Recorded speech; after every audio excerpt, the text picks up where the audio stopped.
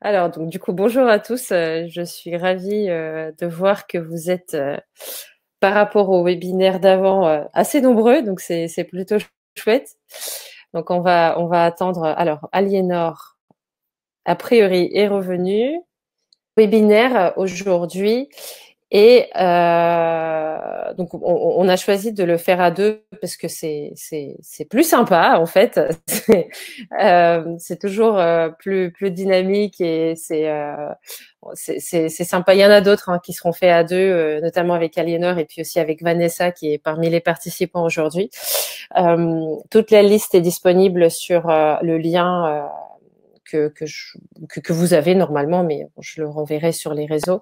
Donc en fait, aujourd'hui, l'idée, c'était de parler du confinement et comment les neuroatypiques. Alors j'espère que parmi les participants, il n'y a pas que des neuroatypiques, euh, parce que ce webinaire, en fait, était entre autres, enfin, il est fait vraiment pour tout le monde. Il est fait vraiment pour qu'on puisse comparer nos pratiques entre les neuroatypiques et puis les j'aime pas le mot neurotypique en fait, donc les autres d'ailleurs. Puis Aliénor va se présenter et je vais dans ma présentation glisser une explication sur le neuroatypique qui était une question posée là il y a quelques minutes. Donc je m'appelle Lilia Rechetniak, je suis cofondatrice d'une société qui s'appelle Hippipin, HIPIP plus loin IN, et en fait on est on œuvre pour l'inclusion de la neurodiversité. Donc, dans 2 secondes, je vous explique ce que c'est dans le monde du travail. Donc, la neurodiversité ou les neuroatypiques, c'est des personnes qui sont, par exemple, hypersensibles, par exemple, à haut potentiel intellectuel, avec un trouble du déficit de l'attention, avec ou sans hyperactivité, les personnes dyslexiques, dyscalculiques, dysorthographiques, etc. Donc, tous les 10. Et aussi les personnes avec des troubles du spectre autistique. Donc, par exemple, anciennement, syndrome d'Asperger, aujourd'hui qui rentre dans la catégorie simple des troubles du spectre autistique ou de l'autisme de haut niveau. Donc voilà, tout ça, c'est la neurodiversité. Donc c'est des personnes qui sont nées avec un cerveau qui s'est développé différemment avant la naissance et après la naissance, et donc un fonctionnement neurologique qui est fondamentalement différent, enfin fondamentalement, qui est différent sur plusieurs aspects. Ce ne sont pas des maladies, donc ce sont vraiment des fonctionnements, des particularités de fonctionnement. Ce ne sont pas des maladies dans le sens où on ne peut pas les guérir, on ne cherche pas à les guérir et on cherche plutôt à composer avec.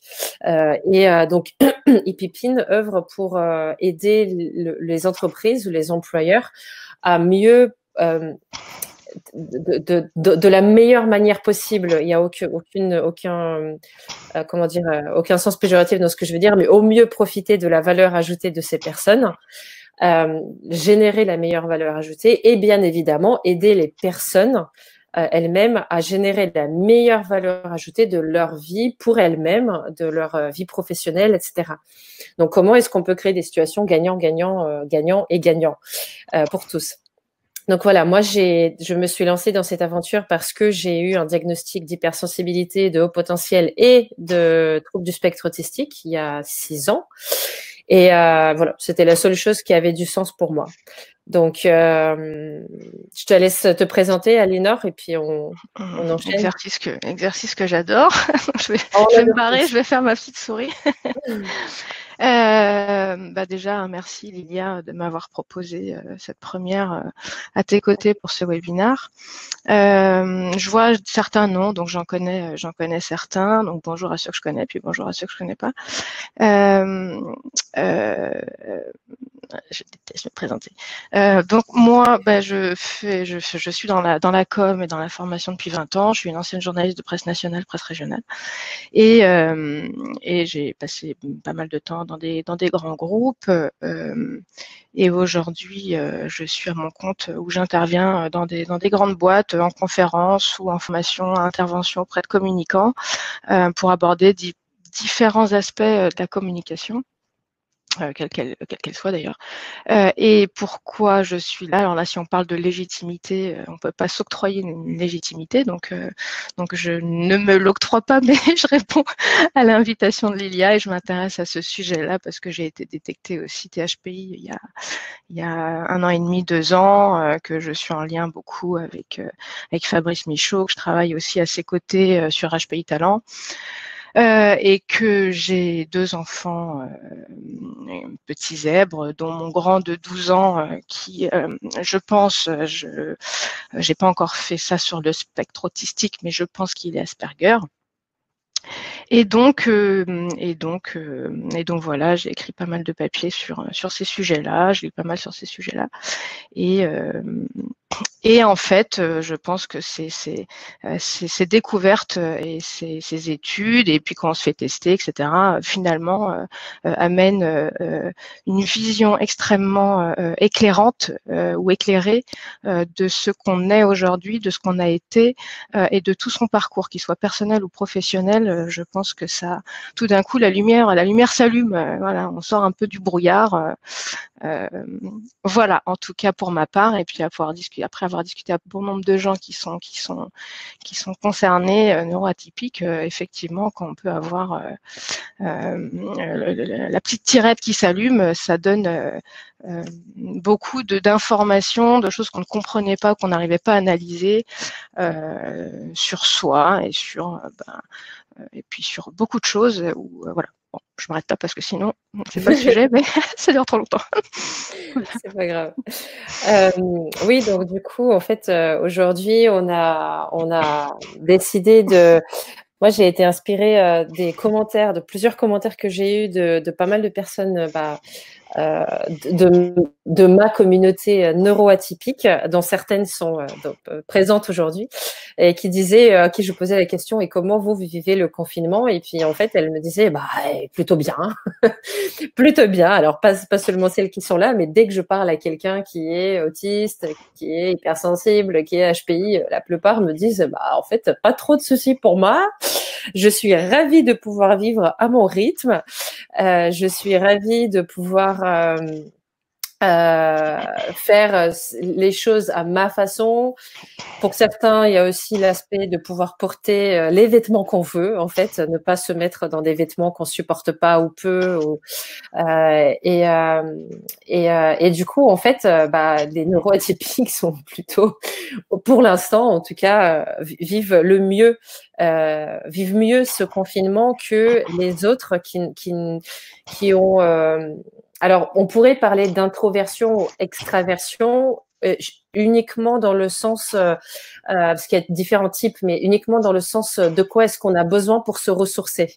Alors c'est vrai que la plupart des neuroatypiques sont introvertis, pas dans le sens où ils adorent passer que du temps en solitaire, mais surtout dans le sens où eux, pour se ressourcer, en fait, ils sont bien tout seuls.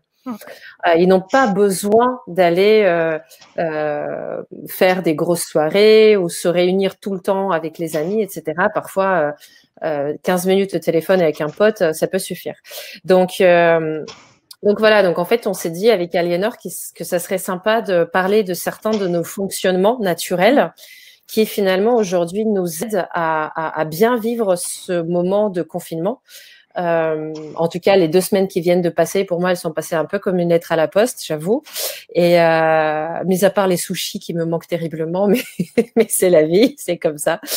Et puis donc là, on a encore au moins 2 semaines à vivre. Et si on peut partager nos façons de fonctionner et qui nous aide à bien vivre ces moments-là, tant qu'à faire quoi. Donc voilà, je vais en énoncer quelques-uns, puis je passe la parole à Aliénor pour qu'elle parle aussi de ce qui lui paraît pertinent sur cette période-là. Pour ma part, effectivement, alors je vais parler pour moi, mais aussi pour les retours que j'ai eus. Donc c'est pas juste moi, hein, c'est vraiment les différents commentaires que j'ai eu de la part de plusieurs personnes. Et d'ailleurs, petite parenthèse, n'hésitez surtout pas à écrire dans le chat. Dès maintenant, n'attendez pas plus tard. Enfin, l'idée c'est que ce soit vraiment interactif en fait. Hein. C'est pas du descendant, c'est du participatif et qu'on se mélange et qu'on s'aide quoi. Exactement, c'est ça. Donc n'attendez pas, nous on va soit on va répondre au fur et à mesure à vos questions, soit on attendra après et on passera carrément à la question-réponse. Mais voilà, écrivez surtout questions, commentaires, témoignages, etc.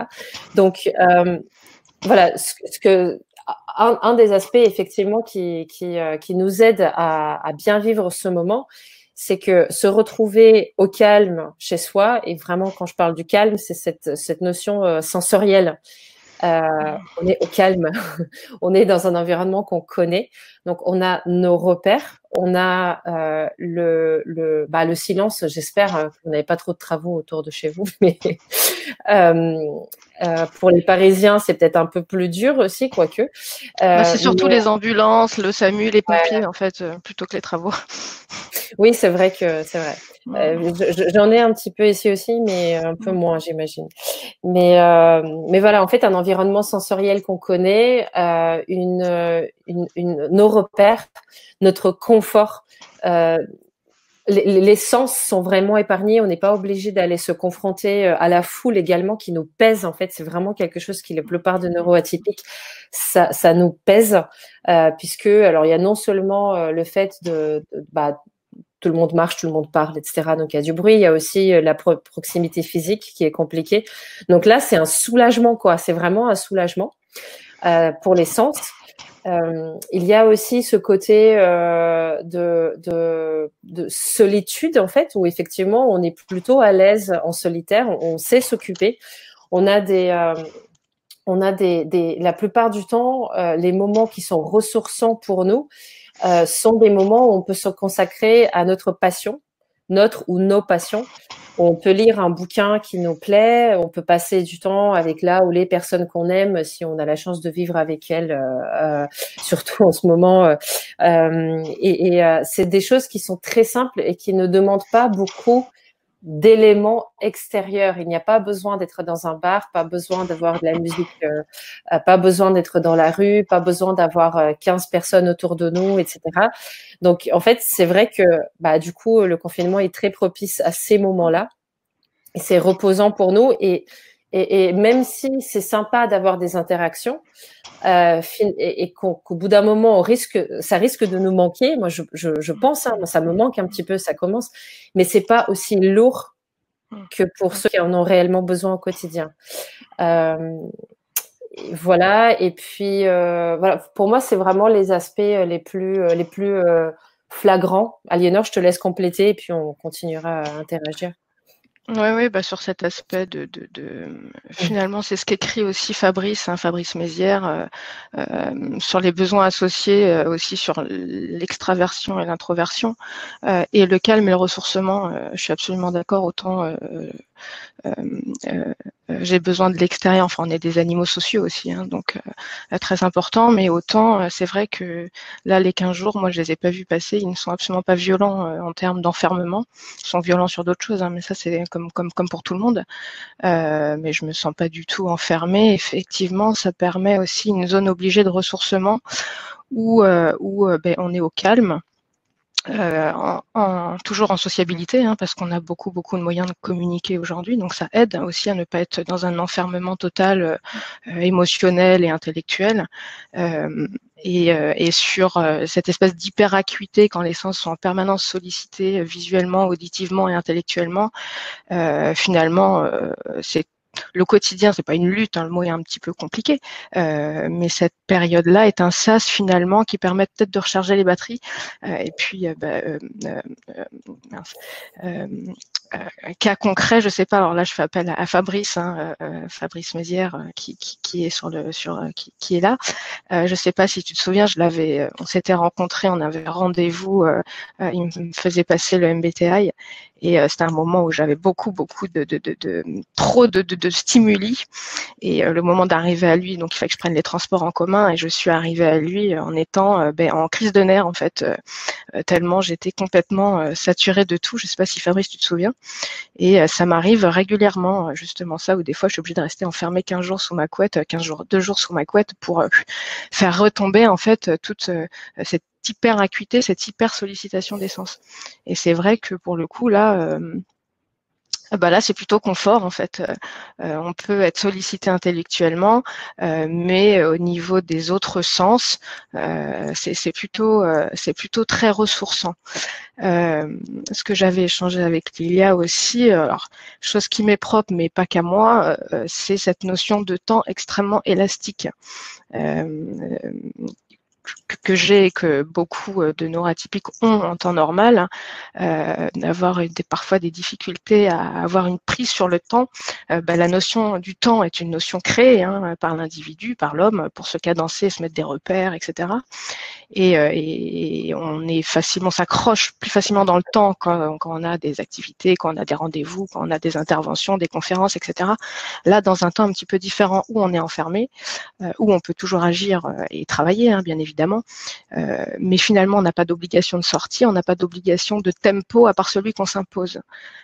Et pour le coup, là, moi, sur ces journées d'enfermement, quand je suis dans des lectures et de l'absorption intellectuelle, on va dire, il se passe 2 minutes. Je commence, il est tôt ou très tôt, et quand j'arrive à lever le nez, à me sortir de ce vortex là, c'est le soir. Et c'est très étonnant et c'est très bizarroïde aussi pour ceux qui peuvent vous entourer, parce qu'ils ont du mal à vous sortir de votre vortex de peut-être d'addiction, de lecture, de recherche, etc. Puisque le temps, on ne le ressent pas pareil. Donc je n'ai pas du tout l'impression que 9 heures viennent de se passer. J'ai l'impression que 30 minutes viennent de se passer. Donc je ne sais pas si c'est une confrontation entre le carpe diem, où on est vraiment dans l'instant présent, et que le temps n'existe pas, parce que finalement c'est une création humaine, le temps, ou est-ce que quand on regarde le temps à un instant T, il se fige, et quand on relève le nez pour regarder le temps, il s'est passé des heures et des heures sans qu'on en ait l'impression. Donc ça, c'est un effet confinement aussi, je pense, qui rajoute au fait que ce soit pas compliqué d'être confiné, peut-être compliqué pour les autres qui nous entourent, à essayer de nous décrocher de cette espèce de vortex de temps élastique, et de s'accrocher dans le réel, dans des choses réelles. Donc là où moi je dois me faire violence, c'est m'accrocher à des choses réelles, faire à manger, passer l'aspirateur, enfin des trucs qu'on fait tous. Et là, c'est plus compliqué en fait. Désinfecter l'intérieur. Donc c'est ça que je voulais un petit peu aborder sur cette espèce de notion de temps élastique, et difficile de s'ancrer dans le temps quand il n'a pas de réalité en fait. Et on se la crée, la réalité au quotidien, la réalité du tempo du temps, on la crée. Et là, pour le coup, trouver d'autres manières de la créer. Et le côté aussi que les neuros peuvent avoir, le côté addiction, où on est à fond dans quelque chose sans lever le nez, et sans en être perturbé. Et ça perturbe les autres. Mais nous, on ne ressent pas ça comme de l'extrême ou comme de l'addiction. Voilà.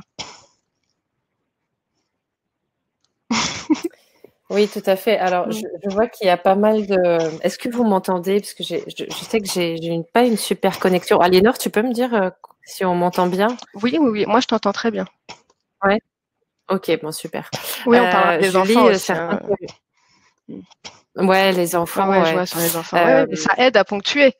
Mais... Alors, il y a un truc qui est... Oui, ça aide à ponctuer, mais j'imagine... Enfin, moi, j'en ai pas, donc c'est vrai que j'ai pas le... Je pourrais pas vraiment en parler. Mais je vois un commentaire de Bénédicte qui dit: il y a un côté ressourcement avec la solitude et en même temps déstabilisant avec l'hypersensibilité.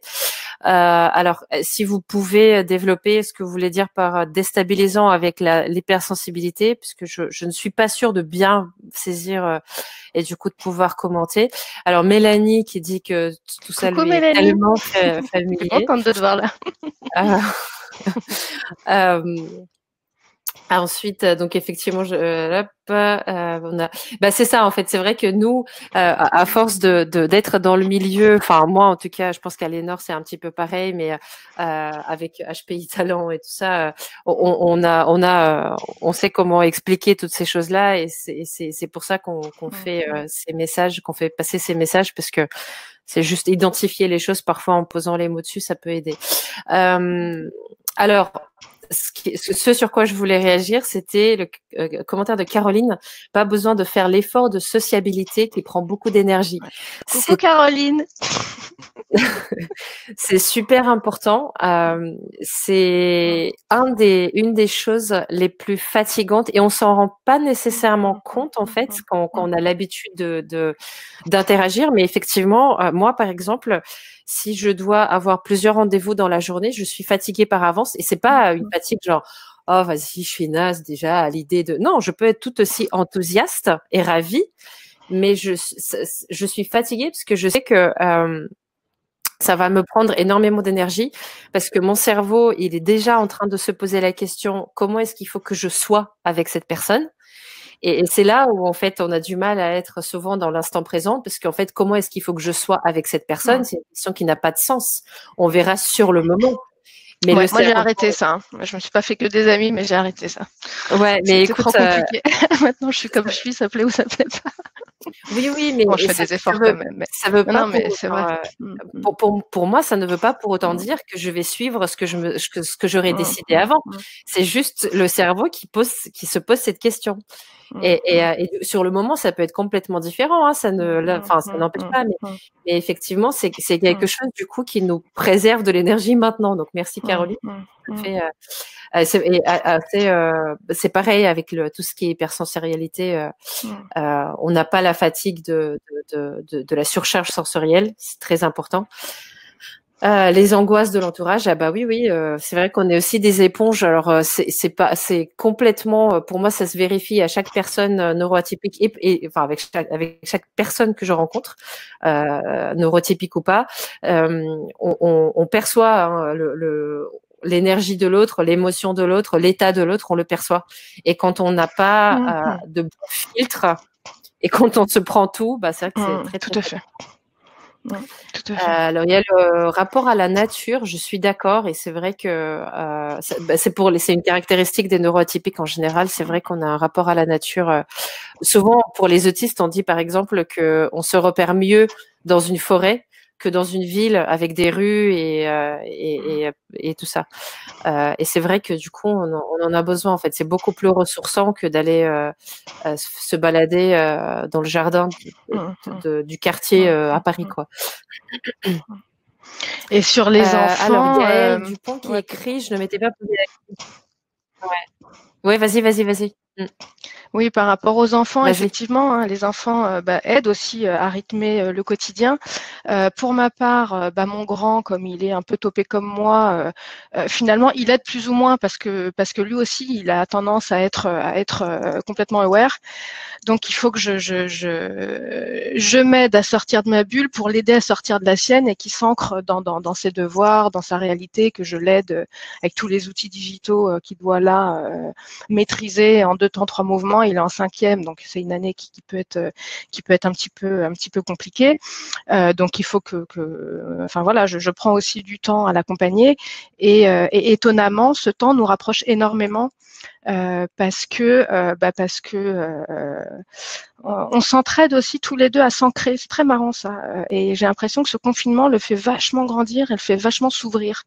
C'est ce qui peut être particulièrement antinomique, mais il est plus en lutte parce qu'il a été beaucoup harcelé à l'école. J'ai dû le changer d'école. Enfin bon, il a un parcours scolaire compliqué dans son relationnel à l'autre, etc. Mais et donc ce moment de confinement, je pense pour lui est un bol d'air énorme, même si les copains lui manquent, un bol d'air énorme dans le relationnel justement sur tout ça, et il l'aide aussi à s'indépendantiser, ça se dit pas, mais et nous, on s'entraide à s'ancrer dans le réel, et j'ai pas toujours réponse à tout sur les devoirs, alors on va chercher ensemble. Enfin, il y a une relation très particulière qui naît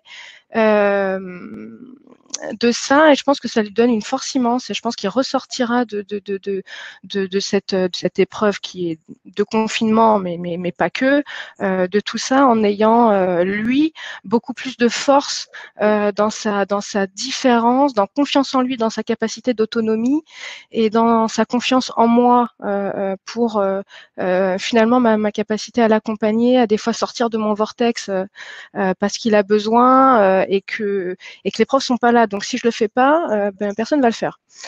Donc c'est très marrant cette espèce de duo qui est en train de se créer. Et parallèlement, j'ai une petite de 6 ans que j'ai pas vue malheureusement depuis 3 semaines parce qu'elle est confinée chez son papa. Donc la période est aussi complexe à ce niveau-là. Je suis ses devoirs à distance. Mais pour mon grand, c'est deux zèbres, mais complètement différents. Je dis souvent que lui, c'est la force obscure et elle, c'est la force colorée. Le côté coloré de la force et le côté obscur. Dans le côté extraverti, introverti, très très réfléchi, très cérébral, et l'autre hyper sociable, hyper entre guillemets déluré, pas dans le mauvais sens du terme. Et donc ce moment de confinement, je trouve, pour mon grand, est un grand pas en avant pour la confiance, l'extraversion et prendre le temps et justement ne plus être obligé de ces relations sociales où c'est compliqué, où c'est violent. Il les a toujours parce qu'il a des copains au téléphone, il envoie des mots à ses profs quand il n'y arrive pas ou quand on n'y arrive pas. Hein. Des fois, je botte en touche en disant je suis désolée, là on est tous les deux, moi je sais pas faire non plus. Et ça lui, voilà, donc c'est un moment aussi effectivement très particulier avec les enfants, rythmé par les repas où il faut garder quand même un certain cadre, même si des fois on se met à table il est 15 heures. Hein, bon, finalement nous ça nous dérange pas trop. Voilà, sur les enfants, effectivement, ils aident. Tout dépend de vos enfants à la maison. Et en fait, alors c'est un petit. Je prends pas trop longtemps la parole, je te promets, mais c'est une petite anecdote rigolo, hein, mais quand on a commencé à entendre parler du coronavirus, je ne sais pas si vous vous en souvenez, c'est début janvier, où il y a eu les premiers cas à Rouen qui sont sortis. Mon fils, me souvient, bref, je digresse pas, sinon il y en a pour des heures. Et en tout cas, quand on a commencé à entendre parler des premiers cas en Chine, mon fils a été affolé tout de suite, début janvier. Tout de suite, il a voulu qu'on fasse les pharmacies, qu'on aille acheter des masques, du gel, des gants. Je lui ai dit, Charlie, recommence pas. Il est très extrême aussi, des fois. Hein. Je lui ai dit, non, Charlie, calme-toi, tout va bien, tout va bien. Il n'en débordait pas. Donc, 2 jours après, on a été dans des pharmacies et il n'y avait encore rien nulle part. Hein. Et ben depuis, c'est lui qui nous a équipés en gel avec son argent de poche, hein, en masque et en gants. Il en a donné à ses copains, à sa grand-mère, à sa petite sœur, etc. Et il suit, un peu moins maintenant, il a levé le pied, mais il nous a informés sur les cas qui se répandaient en France, dans le monde. Il suivait au quotidien les chiffres et il a été tout de suite alerté dès janvier en disant non, c'est grave ce qui se passe. Et donc, si on a pu avoir, nous, à l'époque, là, on est en mars, 3 mois plus tard, du gel, etc., c'est parce qu'il a réapprovisionné régulièrement, parce qu'il a été affolé tout de suite. Et j'avoue qu'au départ, je ne l'ai pas écouté. Hein. Je lui ai dit, Charlie, non, recommence pas, tu vas trop loin, trop vite, calme-toi. Voilà. Petite anecdote, mais merci, Charlie. Alors, pour compléter ta petite anecdote, je ne sais pas si vous avez pu voir à un moment donné, longtemps après la catastrophe du World Trade Center, ils avaient fait des études sur, alors je ne sais plus exactement quelle est la donnée ou le paramètre exact, mais ils mesurent en fait ce qui se passe dans la conscience collective, quoi, entre guillemets, mais c'est des mesures scientifiques, hein, je crois que je sais pas si c'est pas la NASA qui mesure ça, et en fait avant qu'il se passe quoi que ce soit, il y avait des choses, la courbe était en train de monter, en fait, il y avait une espèce d'angoisse qui était en train de monter. Ils avaient mesuré ça, et je sais que on est beaucoup à être sensible à ça. Moi, par exemple, un mois avant que tout ça commence à arriver, plutôt février, moi, en fait, j'ai commencé un peu après Charlie. Charlie a été très en avance. Mais pour ma part, j'ai pas dormi. J'ai eu des angoisses en fait pendant un mois, et je disais à mes amis, il va se passer un truc. Mais je sais aucune idée quoi. J'avais aucune. Surtout que je ne regarde pas la télé. J'ai pas de télé. Je lis pas les news, donc j'ai aucune idée en fait. Je n'avais aucune idée à quoi ça pouvait se rapporter. Mais je dormais pas. Voilà. C'est pas caractéristique du tout en fait. J'ai un sommeil en général qui est très très bon. Donc si je peux me permettre de continuer un petit peu sur les commentaires, là je vois un commentaire de Gaëlle qui dit, sur lequel j'ai positivement bugué parce que je trouve que c'est hyper important. Elle dit, je ne m'étais pas posé la question avant de voir le sujet du webinaire. J'ai presque envie que ça dure encore parce que je sens que des choses importantes se passent en moi, m'autoriser à vivre à mon rythme. C'est hyper important parce que je l'avais évoqué moi dans une petite vidéo que j'avais faite il y a quelques jours.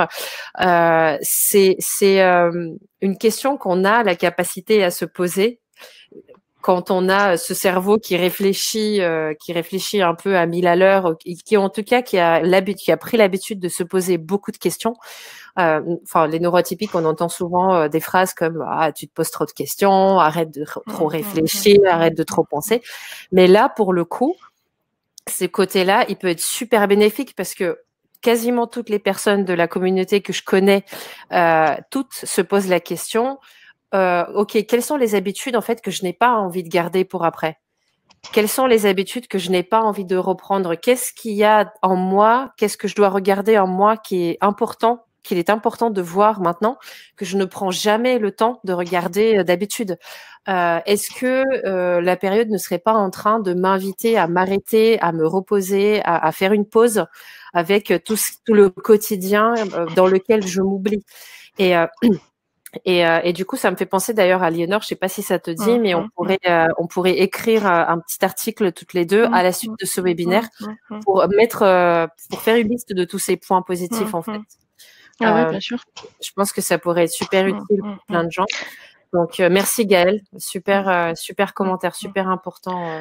Je rebondis juste sur le commentaire de Béatrice Chupin, qui parle d'un enfant qui est TDAH. Alors effectivement, c'est différent. Mon fils, il a été testé, je l'ai testé pour le TDA, TDAH. Donc comme c'est pas ça, je pense que c'est plutôt de l'ASPI. Donc c'est pour ça que le confinement ne lui pèse pas. Mais effectivement, pour les enfants TDAH, qui seraient plutôt du côté de ma fille, c'est beaucoup plus compliqué à gérer. L'enfermement, le besoin de sortir, de bouger dans tous les sens, d'être enfermé dans une bulle, c'est beaucoup plus compliqué à faire. Et c'est plus compliqué à maîtriser finalement si vous êtes sur un tempo, sur un slow motion finalement qui vous convient. Donc là, vous avez deux façons d'être qui sont complètement différentes. Et effectivement, on peut après avoir des crises de nerfs parce qu'on n'arrive pas à activer la sortie d'énergie qui est complètement nécessaire. Il n'y a plus d'interaction, il n'y a plus d'espace pour d'expansion en fait. Donc là, on est encore effectivement dans un autre cas de figure. Pour le coup, là où est ma petite, elle a à disposition un tout petit jardin, ce qui fait qu'elle peut se défouler, elle peut courir dans tous les sens, elle peut jouer au foot. Je pense qu'ici, ça aurait été un petit peu plus compliqué, surtout qu'elle est à l'inverse du fonctionnement de son frère sur plein de trucs. Donc effectivement, là, sur du TDAH, on est encore dans une problématique plus complexe pour le confinement. Tout à fait.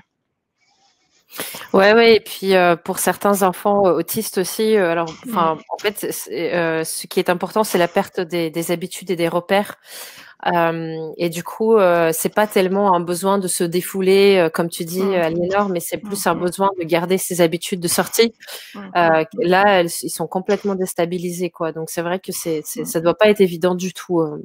J'admire en fait les parents qui vivent avec.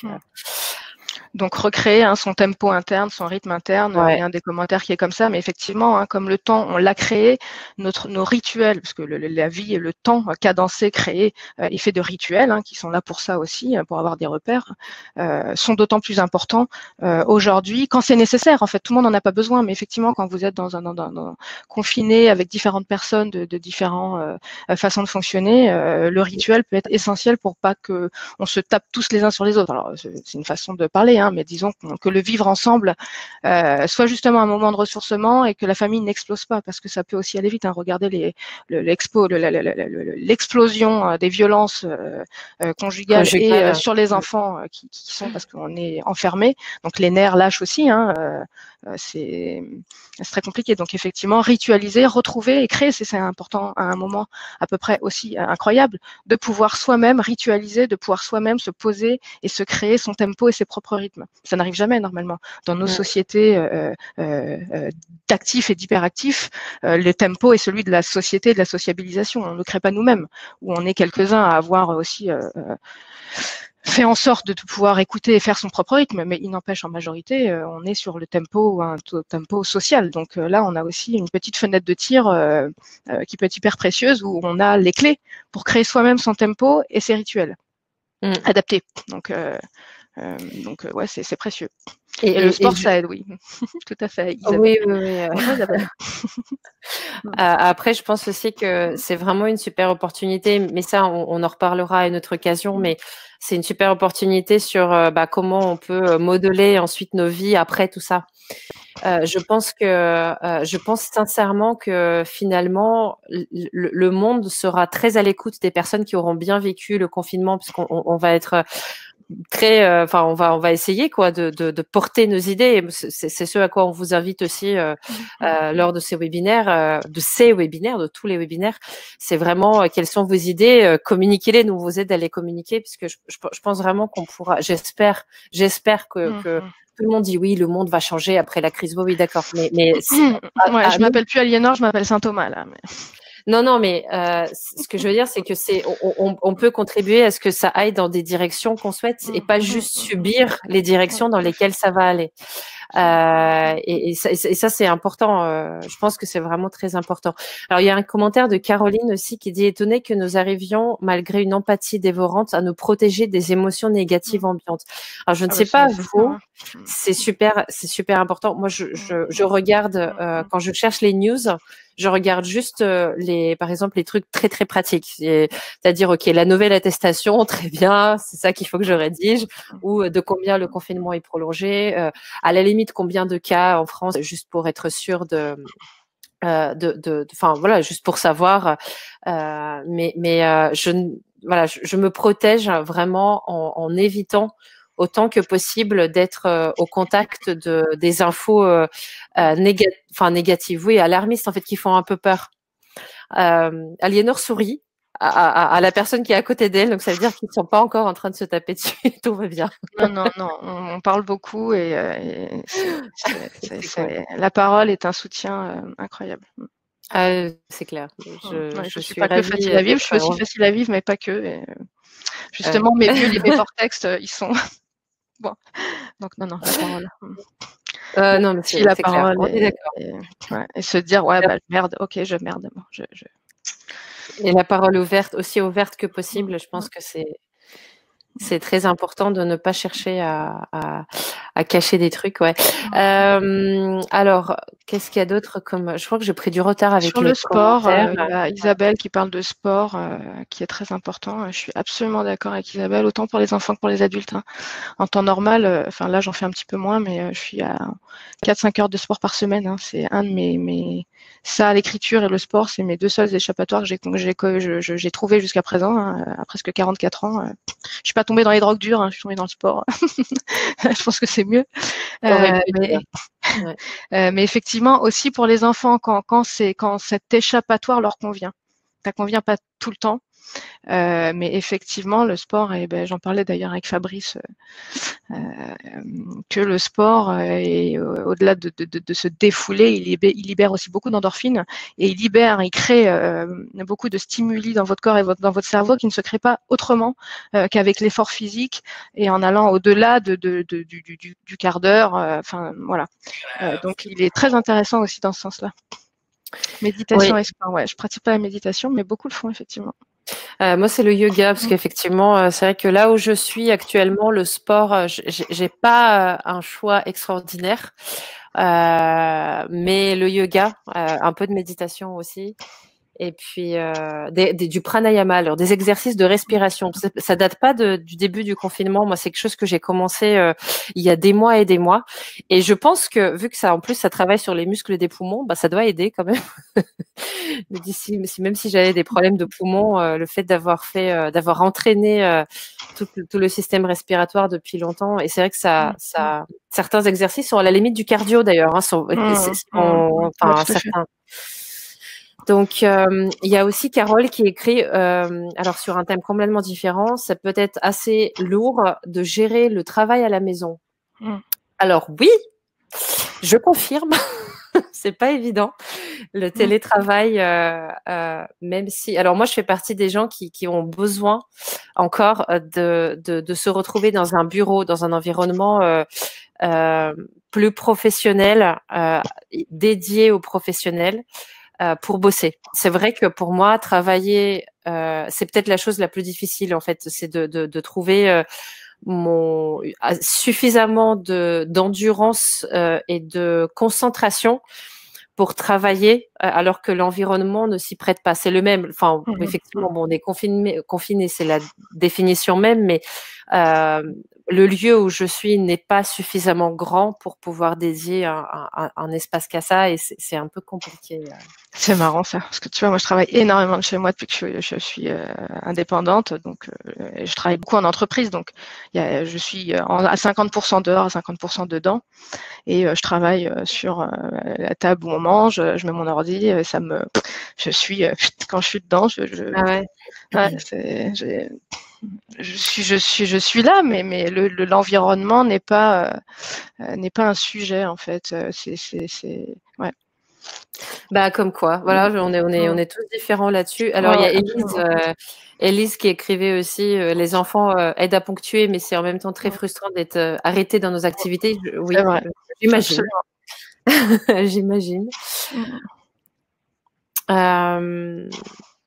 Alors, Bénédicte qui écrit aussi, il ne m'est pas toujours simple de me protéger des émotions négatives. Alors, ce retour sur les émotions, moi, j'ai développé avec pas mal d'amis, en fait, différents, avec qui on s'appelle tous les jours.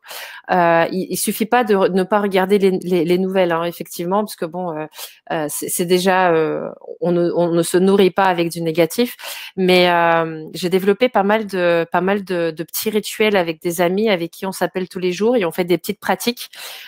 Toute bête, hein, ça peut être, je sais pas, un travail d'imagination de 5 minutes. Où est-ce que tu te vois cet été? Mais vraiment, pour non seulement ne pas se nourrir de négatif, mais aussi à l'inverse, en fait, vraiment faire l'effort de se nourrir de positif. Et c'est ce qui nous aide beaucoup, en fait. Ce petit rituel de s'appeler tous les jours, c'est vraiment des petites pauses, même si, enfin, la personne avec qui je suis confinée, on fait pareil en fait, hein, mais ça rajoute si on fait, enfin moi, ça m'aide en fait de le faire avec plusieurs personnes, et du coup, ça aide sur ce côté émotion négative. D'ailleurs, j'avais partagé un truc. Excuse-moi, Léna, je crois que je t'ai coupé. Non, pas du tout. J'avais partagé un petit truc. En fait, c'est un article qui a été écrit par un psychiatre, je crois danois, il me semble. Je sais plus. Il faudrait que je retrouve. Alors l'article, il était en polonais. On me l'a traduit, mais et en fait, cette personne disait il faut reconnaître les différentes émotions négatives qu'on a en nous, mais ne pas rester à patauger dedans pendant plus d'un quart d'heure par jour. Bon, lui, il dit un quart d'heure, ça peut être moins, ça peut être plus selon les personnes, c'est pas vraiment grave, mais reconnaître les émotions négatives qu'on a à l'intérieur de nous. Ah. Merci. Service à domicile, si c'est pas bon. Je pense que Uber Eats peut aller se coucher. Votre santé. Putain, je suis devenue toute rouge. Ça se fait pas là. C'est parfait. Un petit thé. Et oui, donc en fait, reconnaître les émotions négatives qu'on a, qu'on peut vivre, qui peuvent passer en fait dans notre esprit, etc. Mais vraiment tout faire pour en sortir le plus rapidement possible. Ça peut être d'ailleurs presque un rituel en fait. Dire ok, je me pose, j'écris ou je parle, j'enregistre, peu importe en fait.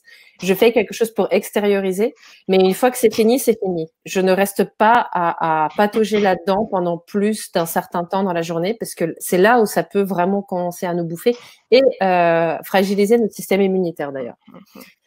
Je voudrais rebondir sur le commentaire de François Noël par rapport à l'efficience, le confort, le cadre de travail en période de confinement.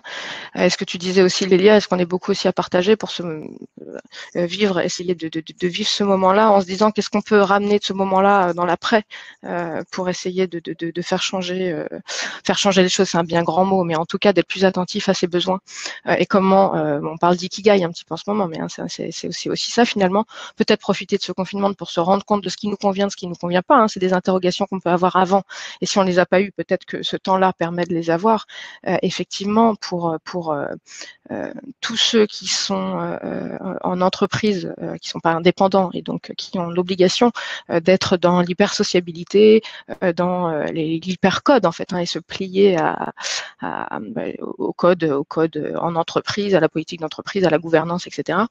Moi, j'espère que ce temps-là, effectivement, va donner un coup d'accélérateur pour tout ce qui est management bienveillant et surtout à l'écoute de la diversité de chacun dans ses besoins et comment on peut réellement, concrètement, accepter qu'on puisse avoir des tempos différents. Moi, le fait d'être indépendante depuis 1 an, ça a été un choix aussi violent, mais après beaucoup de choses un peu aussi violentes.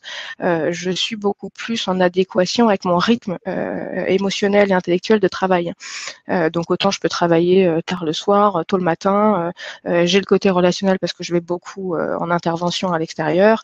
J'ai ma bulle de confinement et de travail où je suis dans mon vortex et je suis pas dérangée. Je peux travailler dans un environnement bruyant et quand j'arrive à être concentrée, je vois plus l'environnement et je l'entends pas. Effectivement, ce moment-là serait très intéressant avec tous ces tips qu'on ramène si on arrive à analyser les besoins et comment on peut les mettre en place en entreprise, notamment sur le télétravail, où là, s'il y a encore des entreprises qui rechignent après, parce que beaucoup de rechignent, c'est dans l'air du temps, mais ça reste dans le temps et dans l'air, comme le virus, on n'arrive déjà pas toujours à le choper, le télétravail à l'intérieur d'une boîte. Potentiellement, là, ça peut être une preuve de vrais changements pour essayer de conduire les entreprises vers cette écoute de la diversité et de la nécessité d'être chacun, d'écouter son tempo de travail, son tempo émotionnel et intellectuel pour être plus performant au travail. J'ai republié sur Internet là, il y a 2 jours 2 articles où j'en parlais plus ou moins, mais sur la fragilité et l'entropie des trous noirs. Lira ou lira pas, et notamment sur l'ikigai, mais l'ikigai de l'économie, par l'innovation de relations. Et comment justement, c'est cette période-là, on peut essayer d'en ressortir une écoute de son propre tempo émotionnel et intellectuel et comment l'amener en entreprise, peut-être pour essayer de changer un peu les gouvernances. On parle aussi beaucoup d'entreprises allocratiques, on parle d'entreprises opales, etc. Espérons justement que ce moment-là aidera les entreprises à être plus ouvertes sur la mise en application à l'écoute et des différents tempos nécessaires pour chacun, de diversité, de temps intellectuel et de temps émotionnel. Et que neuroatypique ou pas, c'est même plus le sujet, c'est qu'on a chacun son tempo et qu'on peut l'appliquer en entreprise réellement. Peut-être, donc ça peut répondre à la politique de QVT qui doit être repensée différemment sur la diversité des tempos intellectuels et émotionnels qui sont nécessaires au quotidien parce qu'on peut pas séparer le pro du perso, c'est une aberration. On est un être personnel et on va dans la sphère professionnelle, mais les séparer, c'est demander aux gens d'être schizophrènes. Donc le perso il reste à la maison, le pro il va au boulot. Non, moi je vis en entier, je me coupe pas en deux, donc ça c'est une aberration. Donc peut-être que ce temps-là pourrait être intéressant pour retravailler les gouvernances d'entreprise avec les DRH, avec la com, pour se repencher vraiment sur comment accepter ces tempos et ces mises en place et l'écoute de ces différents tempos pour vivre, pour travailler et vivre mieux en fait finalement ensemble, tout en étant performant. Ouais. Donc il y a à mon avis là vraiment quelque chose à essayer d'en ressortir. On fera pas changer le monde. Le monde il est pour l'instant dirigé par le pognon et les grands lobbies et les intérêts multinationaux. Donc, mais par contre à notre niveau ça c'est quelque chose qu'on peut changer quand on va retourner dans nos entreprises, quand on est salarié ou rebosser avec nos entreprises quand on est indépendant. Là il y a probablement quelque chose à mener, un mouvement de fond ou un truc à écrire aussi et à diffuser pour travailler plus là-dessus. Ouais. Là, il y a peut-être un truc à faire. Et en fait, il y a un aspect qui ressort pour moi dans ce que tu dis, Aliénor, c'est un truc dont je sais plus si j'avais fait un article là-dessus finalement ou pas, mais c'est vraiment très Finalement, en fait, on va vers, enfin déjà un aspect qui fait l'ADN de mon entreprise. Hein. C'est le fait que, effectivement, le côté au bout d'un moment neuroatypique ou pas n'a plus d'importance parce que finalement, on a tous les mêmes problématiques et que les neuroatypiques finalement ne font que les vivre plus intensément aujourd'hui. Mais une fois qu'on aura contribué à les régler, ne serait-ce qu'un petit peu, en fait, tout le monde se rendra compte à quel point elles sont importantes. D'ailleurs, il y a quelqu'un qui a écrit, j'ai répondu en privé, mais est-ce que les neuroatypiques ne seraient pas mieux équipés pour vivre cette crise? Ouais, je la question. Parce que on a tout le temps pris l'habitude de devoir s'adapter. Bah oui, absolument. Et je pense que ces questions-là, elles sont déjà pluguées en fait. On a déjà réfléchi, on essaie de s'adapter, donc c'est des questions sont pas tout nouvelles. Et je pense qu'on est aussi hyper agile. Et ça, c'est une force. C'est une force incroyable, hein, cette agilité, et on travaille en itération permanente. En fait, ce qu'on va montrer, c'est ce qui est ressorti pour moi dans ce que tu disais juste avant aussi, c'est que finalement, le fait de permettre à chacun de vivre à son rythme et de s'organiser comme ça lui convient, en fait, malgré l'apparence et peut-être la déduction trop simple que certains font, que ça va nous mener vers des styles de vie égoïstes, etc., où on est tous chacun à son rythme. Et finalement, ça serait le chaos parce que ça c'est un gros argument. Oui, mais en fait, si on suivait, si on adaptait tout à chacun individuellement, ça serait le chaos. Bah non, en fait, finalement, ça va nous aider à mieux vivre ensemble. Ça va nous aider à mieux composer ensemble parce que finalement, on sera plus serein. Moi, quand mes besoins fondamentaux, hein, je parle, quand mes besoins fondamentaux sont satisfaits, je suis plus sereine. Donc, je suis beaucoup plus à l'écoute de mon voisin, de mon interlocuteur, de mon collègue, de mon partenaire, de mon client, peu importe. Et lui, c'est pareil. C'est lui, ses besoins fondamentaux sont satisfaits. Son rythme est respecté, ses besoins de fonctionnement sont pris en compte. Bah, en fait, c'est plus facile pour lui. Donc, en fait, on va mieux vivre ensemble. Et ça, je trouve que c'est vraiment super important que le monde comprenne ça. Et j'espère que cette crise apportera ça, en fait. Et François Noël, non, c'est pas antinomique. Hein, écoute, respect et pognon, c'était pas mon propos. Vous avez absolument raison. Hein, de toute façon, il faut manger. Dans notre société, là, on travaille pour manger. Dans d'autres sociétés, on mange en faisant du troc et en s'entraidant. C'est un autre système relationnel et d'échange qui est pas basé entièrement sur le monétaire. Donc, les trois ne sont absolument pas antinomiques. Mais toutes les sociétés ne sont pas forcément prêtes à ne plus être dirigées par l'argent roi, enfin, vraiment. En fait, on dit, pour moi, c'est la même chose pour l'argent et pour l'ego. C'est un bon serviteur, mais un mauvais maître. Ouais, c'est un moyen et pas un but, quoi. C'est ça. C'est ça. Il y a aussi un commentaire que j'aime beaucoup de Isabelle qui dit la musique grâce aux vibrations et les ondes vibratoires, il faut juste trouver son instrument. Alors effectivement, moi c'est le chant et j'ai demandé à ma prof ce truc qu'elle n'a jamais fait de sa vie avant et que moi non plus j'avais jamais fait, c'est un cours par Skype. On a fait un cours par Skype, c'était génial. Et donc effectivement, ça c'est des trucs qui apaisent. En plus d'avoir le mérite de me ramener à quelque chose que je connais de mon quotidien et du coup ça c'est un repère quoi. Mais la musique c'est comme la méditation dans ce sens-là où ça les arts en fait. Les arts, ouais, tout à fait. C'est une des premières créations de l'homme hein, quand même que ce soit du tatouage ou autre. Le dessin. Et moi j'ai fait un 2A en histoire de l'art et archéologie avant de faire une école de journalisme. Donc je me suis intéressée un petit peu pendant 5 ans à l'art et à l'archéologie dans le monde à travers les civilisations et c'est l'homme crée quoi. Il est là pour créer, quelle que soit sa création, mais en tout cas les premiers supports et les premières créations, c'est toujours de l'art. Et voilà. Donc on est vraiment aussi là pour créer, pour s'entraider parce qu'on est des animaux sociaux. Et l'argent n'est qu'un moyen, parce que normalement on n'a pas besoin d'argent, on peut troquer, on peut s'entraider. Je te fais ça et tu me fais ça en échange, etc. Donc l'argent n'est qu'un objet, n'est qu'un outil, quoi, mais pas une finalité normalement. Alors Isabelle qui parle de la CNV, effectivement, enfin pour moi la CNV je crois que j'en parle à chaque webinaire parce que ça ressort à chaque webinaire, mais pour moi l'idée phare de la CNV c'est l'idée du besoin. C'est pour ça que j'ai parlé des besoins tout à l'heure.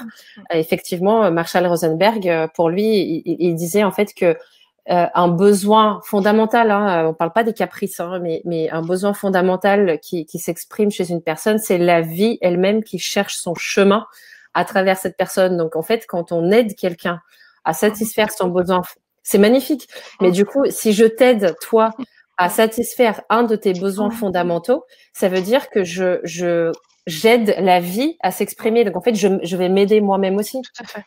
Quand j'interviens en entreprise, je parle souvent ça de ce qu'on peut mettre en place. Alors, c'est la communication, mais pas que. La communication, c'est très large. Hein. La communication, c'est du relationnel humain, un point, quelle que soit sa forme. Et d'essayer de toujours être en mode win-win, don contre don. Je parle de don contre don. Quand on donne, on n'attend rien en retour. Mais finalement, c'est la symétrie des attentions. Et quand vous donnez, gratuitement, hein, par altruisme, par amour, quelle que soit la raison, il y a toujours un retour. Toujours. Il n'empêche, il y a toujours un retour. Quelle qu'en soit sa forme. Donc, essayer de se mettre en opération don contre don, quoi. Dans un article là, qui a été publié sur stratégie sur la démarche employée advocacy, je parlais justement sur ces démarches-là en entreprise, d'essayer de mettre bien-être contre performance. Vous voulez qu'on soit performant en entreprise, vous voulez avoir du business, vous voulez que ça marche, ben nous on veut être bien. Donc le bien-être, pas côté choix à la crème, hein, mais dans ce cas-là, on fait un échange, don contre don, bien-être contre performance. Voilà, c'est ça. Ça marche à tous les étages et à tous les niveaux. Alors, Bénédicte qui écrit, avec le risque, c'est de faire des neuroatypiques des outils magiques pour résoudre tous les problèmes de l'entreprise et laisser de côté les autres. Alors, c'est pas du tout, bon, on est un peu hors sujet là, mais c'est pas grave. C'est un aspect très important que j'aborde à chaque fois que j'interviens en entreprise. Les neuroatypiques ne sont pas des X-Men. Hein. Il ne s'agit ni de les exploiter juste parce qu'ils ont certains talents, ni de les mettre au-dessus des autres comme pour compenser la période où ils étaient mis en dessous des autres. On est tous des êtres humains égaux en valeur. Il n'y a pas plus de valeur. Il n'y a pas une vie humaine qui a plus de valeur que notre vie humaine, c'est pas vrai. Et du coup, évidemment, il s'agit surtout de trouver des moyens et des voies de faire travailler tout le monde efficacement, parce que si une entreprise n'était composée que des neuroatypiques, ils s'en sortiraient pas. Bienvenue à Gataka. Voilà. L'inverse, en fait, l'entreprise n'est pas assez flexible, etc., etc. Donc, il y a vraiment pas mal de. On est juste complémentaires en fait, et on oublie ça. Il ne s'agit pas d'une compétition. C'est pas l'uniformité, c'est vraiment la diversité. Et la nature est diverse, hein, elle est mixte, elle est diverse, et rien n'est pareil dans la nature. Tout est différent et tout est semblable, mais tout est extrêmement différent. Il n'y a pas une plante qui ressemble à une autre, il n'y a pas un insecte qui ressemble à une autre, il n'y a pas une pierre qui ressemble à une autre, et pourtant tout vit correctement ensemble. Alors ils se mangent les uns les autres, mais c'est normal, c'est la chaîne pour survivre. On est en don contre don. Et nous, on est infoutus de faire ça. Pourtant, on est des animaux aussi. on est des êtres de nature, mais. Il y a Fabrice qui a écrit tout conflit et l'expression tragique d'un besoin insatisfait, là, qui cite Marshall Rosenberg. Ouais, non, mais Marshall Rosenberg, c'est mon héros. J'adore. J'ai pas lu. Je vais regarder. Alors, regarde aussi sur YouTube. Il y a plein de conférences où tu le vois parler. C'est superbe, en fait. Et puis, bien sûr, le bouquin, mais bon. Bon, je vois l'heure tourner. On va pas vous prendre trop de votre temps. Puis je pense que, moi, je suis arrivée au bout des commentaires aussi. Peut-être des dernières questions avant de couper. Est-ce que oui, si jamais, ou des choses qu'on n'a pas abordées qui vous intéresseraient, que Lilia peut réaborder lors d'un autre webinaire ou. Alors, il y en a un autre qu'on va faire ensemble aussi. Aliénor, je sais plus la date. C'est la semaine prochaine, je crois. Le 3, je crois. Ouais, et puis nous on en a plein. Je vais mettre le lien vers le site avec tous les webinaires. Alors il y en a qui sont vraiment dédiés aux entreprises aussi, qui sont bien évidemment ils sont ouverts à tout le monde, hein, c'est complètement open, mais qui aborderont des sujets qui sont vraiment plus à destination d'un manager ou d'un DRH, etc. Notamment, comment préparer. Et d'ailleurs, ce thème-là, il va être abordé dans un webinaire pour les personnes et un autre webinaire pour les entreprises. Comment préparer le retour après la crise, le retour au boulot pour après la crise. J'ai hâte pour ces webinaires-là parce que je pense que ça peut être passionnant et Voilà, je réitère, hein, si jamais, en fait, j'avais mis sur les réseaux et puis aussi, j'en avais parlé lors des webinaires précédents. S'il y en a qui veulent participer, je crois que sur le webinaire, on a le droit d'être 3 avec la version que j'ai. Donc là, on était 2 avec Aliénor, on peut être 3. Donc n'hésitez pas à dire si vous souhaitez participer. Ce serait vraiment avec plaisir. Et puis oui, enfin moi je te propose, Aliénor, qu'on rédige un petit truc avec un résumé.